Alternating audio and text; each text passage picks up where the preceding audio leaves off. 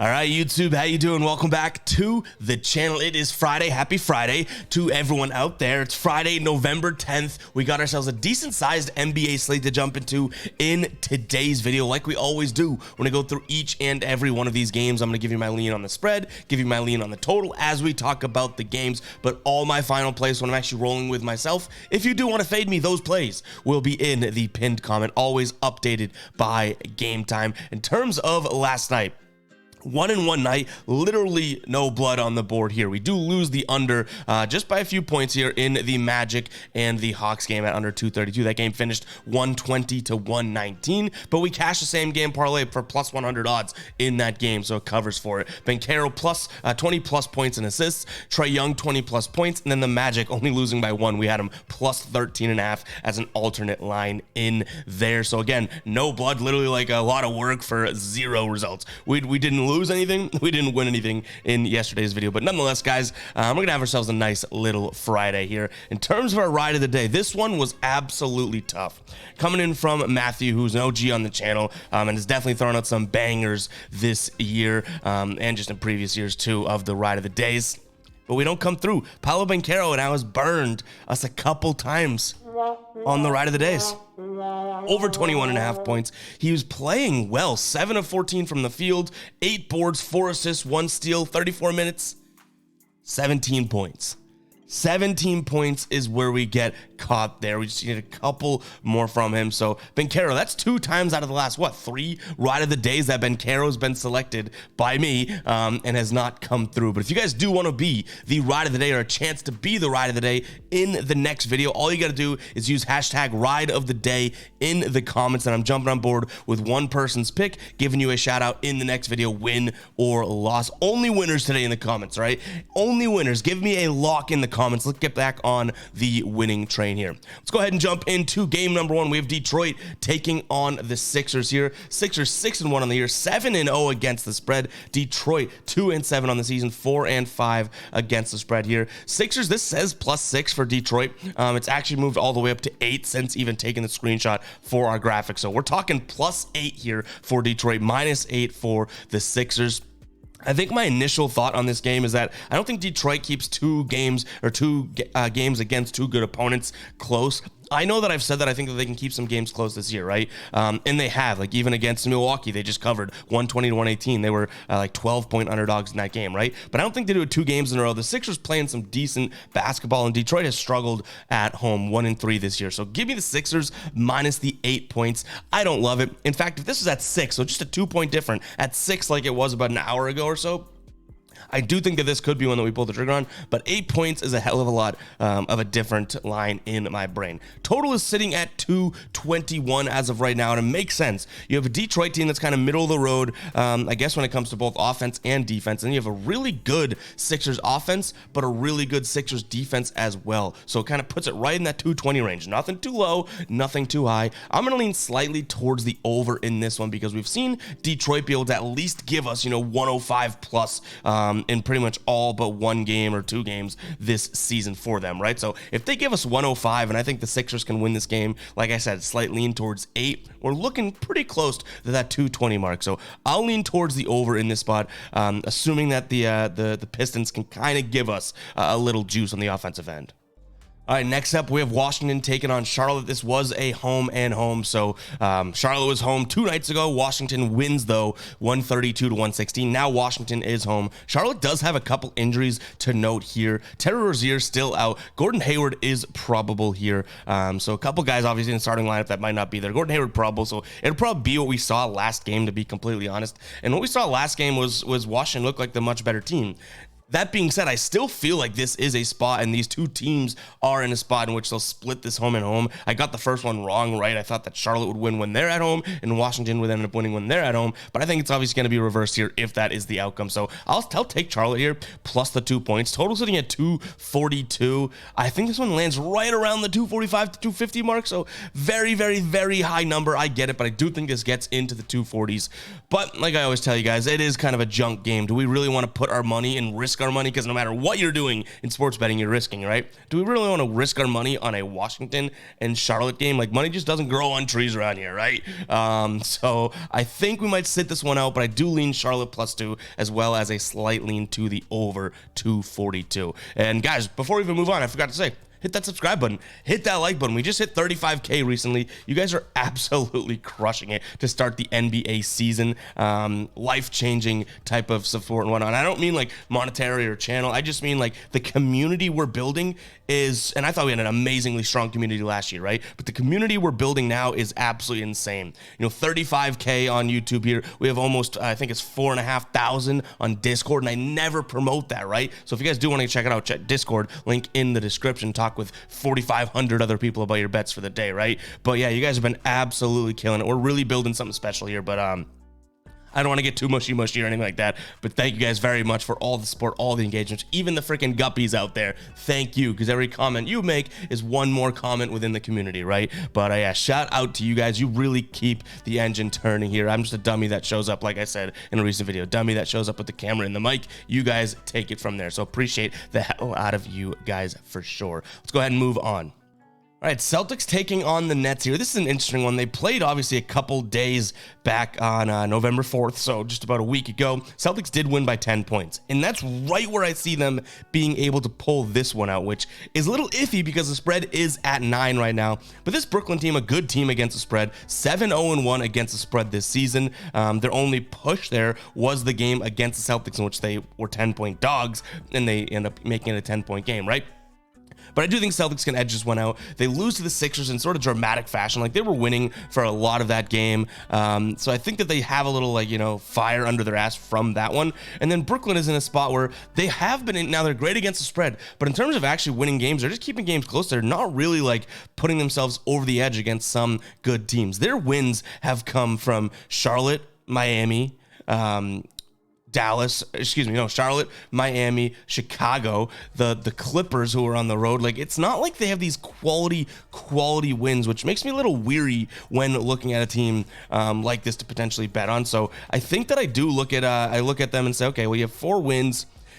The 4 wins I really wouldn't put up to the level of what a great schedule so far, right? Because their 4 losses have been against teams that you could say are good. Now, Cleveland's the worst of the bunch here, but Cleveland, Dallas, Milwaukee, Boston, right? Like, when they're playing good teams, they're losing. Still keeping games close, but I do think that Celtics can win this game by right around 10 points and potentially give the Nets their first against the spread loss this season. Now, the total's sitting at 225.5. I've also seen it at 227 on some sportsbooks, so this thing's moving up. I'm pretty confident in that, and for right reasons here. Last time we saw them play, it was a 124 to 114 game, and I think it's similar to that. I think this lands in the late 220s to early 230s. So I'll take the over in this spot as well.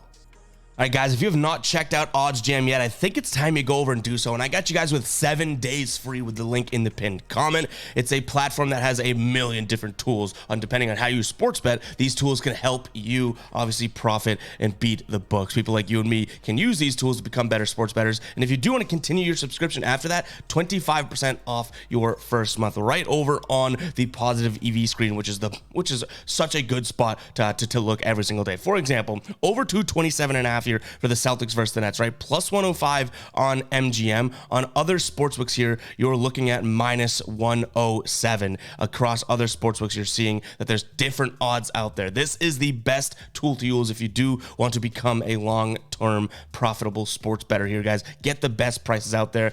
Falcons and Cardinals this weekend, over 7.5 points in the first quarter. Plus 116 over on FanDuel, right? Plus 104 odds on sportsbooks on average. FanDuel is the outlier. There's tons of value over there. That is just one of a gazillion tools that OddsJam has, guys. They also have Fantasy Optimizer if you're on Prize Picks and Parlay Play Underdog, that type of thing. Go check it out. 7 days free. Why not check it out for 7 days? Could be a life-changing tool if used appropriately, right? But let's go ahead and get into this game here. We're looking at San Antonio taking on Minnesota. Now, obviously, we can say Minnesota is the better team here. They're sitting at 5-2. taking a big win against New Orleans. They beat Boston. I think that much is clear. They're the better team. But San Antonio is a team that can run. Now, they didn't look all that great against the Knicks. They started off super slow. So they're coming off a bad game. Bencaro kind of, I guess, picked up his play, but after saying Madison Square Garden doesn't really intimidate me, he doesn't feel like it's that big. He went out there and had like 2 points in the first half. So tough to see that. But I think Minnesota's defense is still something that you don't want to fade just yet, right? So I'll lean towards Minnesota here, minus the 6.5 points, based on, again, their defense. And not that I just overly trust Minnesota. Like, I think the wheels fall off for this team at some point. 5-2 right now, playing really good basketball. I don't think, and it sucks to say because I could totally be wrong here, right? I don't think they're this good, but I do think that they are a legit defense, and it's going to be tough to beat them. The problem is their 2 losses that they have this year. They're 5-2, right? 2 losses, both have been on the road. But I'm willing to kind of look at this and say, okay, well, I don't think, this is a Spurs team that's as good as the Hawks, and that's saying something, and as good as the Raptors, which are their 2 losses. So give me Minnesota here, minus points. In terms of the total, 225. I have a tough time looking at anything but the under in this spot, just because I do think that this is such a legitimate Minnesota defense. But the fact that it's at 225.5 and not like 229.5, I know I'm splitting hairs here. It does concern me a little bit. So I'm going to slightly lean towards the under, but that number I don't love, if that makes sense. So slightly lean towards the under. I doubt it becomes a final play.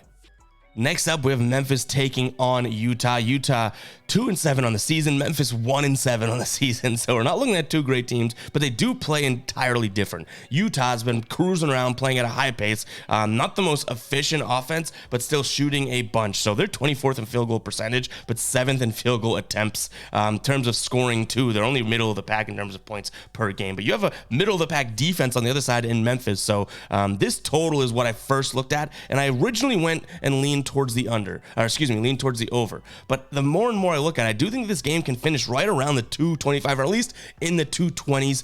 We saw Utah drop 133 on this team back on November 1st. 133 to 109 last time this was the matchup, right? That is a Utah high score of the year. If Utah does what they normally do, which is more in the 115 realm, and it's exactly what Memphis has been allowing this year, then obviously we're looking at a game that's way under that total if Memphis goes out there and scores like they did that time, 110, 109, that type of thing. So I am going to lean towards the under in this one, even though I kind of thought over originally because you don't have the best of defenses. Utah plays really fast, but I do think that the under is the more analytical and I guess sharper spot in this game. In terms of the spread, you can't lay points with Memphis, right? Like, you can't look at this and say, okay, yeah, let me lay points. Like, no, this is not a team that's good enough yet to be laying points. They've been a favorite a couple times already this season. They did cash that against Portland, but that was on a second night of a home and home, or at least a back-to-back in Portland, right? So I guess I lean Utah plus the points, but I think the under is my main lean in the spot, especially if we can get it at like 230.5.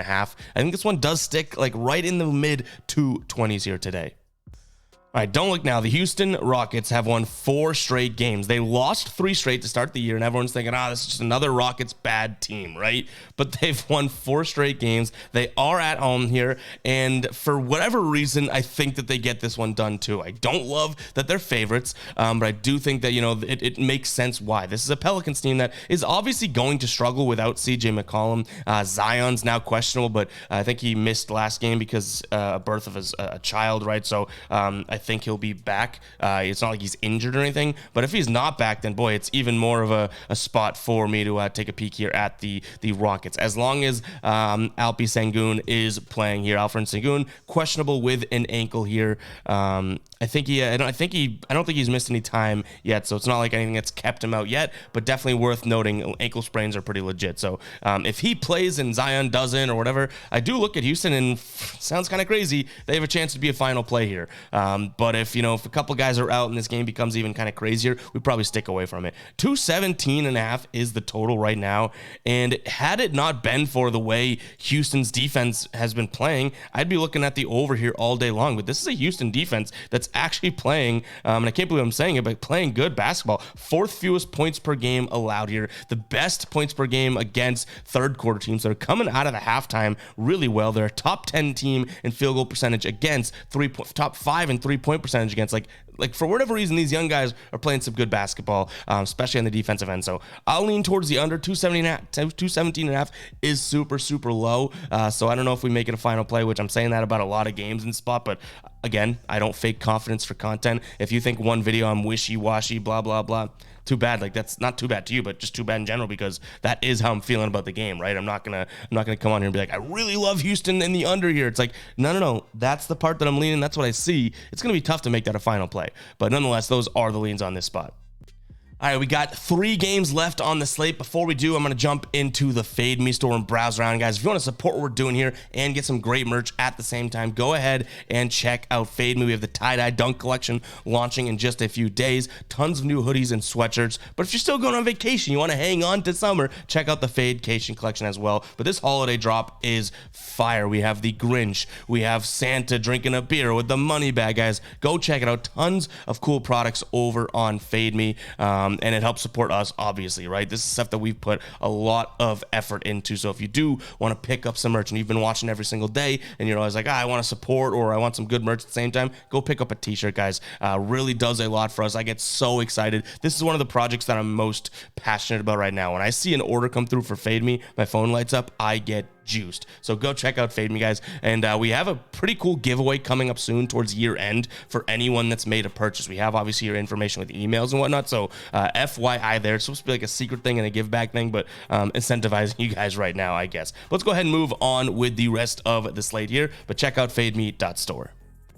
Dallas taking on the Clippers. I think it's going to be a very good game, and so does Vegas. Right now, the spread is at 2 points, right? Total sitting at 233. We'll start with the total because I don't mind the over in this spot. Now, they have played a few unders as of late, but if you date back a couple years here, they're 7-3-2, the over here when playing against one another. It's obviously a Clippers team that hasn't been scoring many points as of late. They've been sub 100 in their last 2 games, but those have been on the road. They haven't won a game on the road yet, and they're 3-0 on the season here on the when they are at home. So this is a decently different team, I guess you could say, on the road. So worth noting that maybe that kind of hurts how many points are going to be scored in here. But I do think that this is a spot in which there could be a lot of points scored because Dallas's defense is nothing to write home about. But their offense is pretty legit, so they're at home. Maybe it's crazy because this Clippers team obviously has tons of talent, but I'm going to lean towards Dallas here, minus the 2 points. I think that a lot of people could be on the Clippers today, which scares me, or should scare you because it might be the public play, but even still, like, I do think that, looking at the way these two teams play, it's like, yes, you have a Clippers team that may have more of a slow it down, grind it out type game, but you can't really even do that against the Mavericks as of late, right? Like, you can't even, and if you watch these Mavericks games, like, it's pretty impressive. You cannot try, and the Toronto Raptors did a decent job of doing it, but then that ended up being a high scoring game, right? You can't go in the game plan of, okay, let's slow this team down. No, because they run so fast or score so many points and have scorers on their team that you can't even really be like, all right, well, we're going to slow you down. It's like you often cannot do that. So if the Clippers are going to try and do that, I think that could be shooting themselves in the foot. I'll lean towards the Mavericks here minus the 2 points. Then the total 233. You can actually get 233.5 for plus money on BetMGM, so that might be a lean there as well. All right, Sacramento taking on OKC. Obviously, Sacramento just has been burning us as of late. They did get the win against Portland, but didn't cover. So this team, without De'Aaron Fox, has been on a downward turn here. 3 against the spread losses in a row. OKC looking good in their last couple games here. They were dogs against Atlanta and dogs against Cleveland. They win both of those games. They've now actually won against the spread 3 games in a row, 6-2, and they're 2-0 on the road. So I'll lean OKC in this spot. I don't love that it's 2.5 points. Like, I kind of wish this could just be a money line play, to be honest. But I also don't mind the over 224.5. I think there's plenty of points to be scored in this game. I have a feeling this line is going to skyrocket up because a lot of people are probably going to jump. This is going to be a public bet today, I can only imagine. Just because you are looking at 2 teams that, without even looking at the data, you're looking at them going, okay, well, OKC plays a lot of running gun basketball, not a lot of defense. And you could make the argument about Sacramento, not the best defensive team, even though they haven't been scoring like crazy like you'd normally think of Sacramento, but you have 2 decent offenses at the very least going up against 2 decent offenses at the very best, so I do think this is a spot for the over 224.5. All right, guys, we got Phoenix taking on the Lakers. Hit that subscribe button if you have not yet. Smash that like button as well if you have not done that. And go ahead and comment 19 if you made it this far into the video. Love seeing who makes it into the videos this far. But in terms of my play on this game, 3.5 points. The Suns sit as favorites. Bradley Beal is probable in this one. I think this one is a Suns win all day long. I don't trust the Lakers yet. And on the road here, they're 0-5 this season. They're 3-5 on the year. So all of their losses have come on the road. Now, Anthony Davis is questionable. If he does not play, that's going to be obviously a huge thing as well. Jackson Hayes also questionable in this one. Not that that's going to matter all too much, but I do think that this is a spot in which, the Suns could look pretty good and actually start to play decent basketball. Gabe Vincent also injured for the Lakers there. So a couple pieces here that, I wouldn't necessarily say are the biggest deals. Anthony Davis, of course, is, but a couple pieces that you're like, oh, maybe there's something here. Now, Phoenix might have some momentum coming off of 2 straight wins. They beat Detroit by 14, and they beat the Bulls by 1 point. So, okay, yippee-ki-yay, that's great. You beat the Bulls and the Detroit Pistons. But the Lakers coming off of 3 straight losses, and losses by which 2 of those games they were favored in. Magic and Houston, they lose both those games. They also lose to Miami. So this is a Lakers team that, we're kind of seeing what we saw. Do I want to say last year or the year before too, where they're just kind of like slumpish in the beginning of the year? Maybe they make a run like they did. Like I don't know if that's the case, but as of right now, they're playing like they've played to kind of start the season a couple times now. So give me the Suns here minus the 3.5 points. Total at 222.5. This is another one, and I hate to keep telling you guys this, but I went back and forth on this. I think the Suns are going to score a decent amount of points here. If the Lakers can carry their weight, I do think that this one ends up being a slight over, like in the 220, 225-ish range, right? Maybe just before the 230. So I'll lean towards the over here as well. I don't see much defense, being, coming out of nowhere in this spot. And guys, it's going to wrap it up for today's plays. Hope you guys did enjoy. I've said it a couple times in the video. Hit that subscribe button. Hit that like button if you did enjoy. And we'll catch you guys in the next one. Keep an eye out for all of the content. If you're still watching this right now and you want more content, check out H2H, the show that me and Tassos do together, in which we battle it out round by round, head to head, and giving us our best NFL picks there. Go check that out, guys. But we'll catch you guys in the next one, all right? Peace out.